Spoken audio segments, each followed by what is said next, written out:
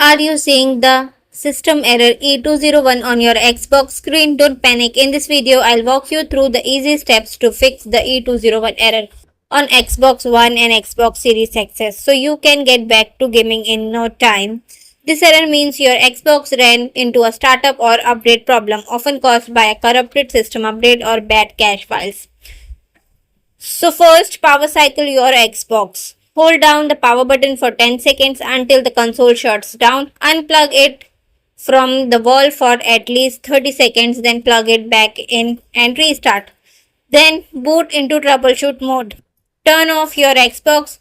Press and hold pair plus eject or pair plus Xbox button on Series S until you hear two power up tones. This opens the Xbox Startup Troubleshooter.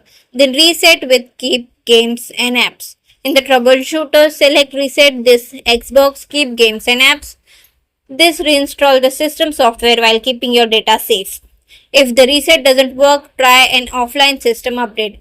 On your PC, download the update file from the official Xbox website, copy it to a USB drive, plug it into your Xbox and select offline system update in the troubleshooter menu. This usually fixes corrupted updates and gets your console running again. And that's it. That's how you fix Xbox error E201 quickly and easily. If this video helped you, drop a like and don't forget to subscribe for more Xbox Fix tutorials. Still having issue? Leave a comment and I'll help you out.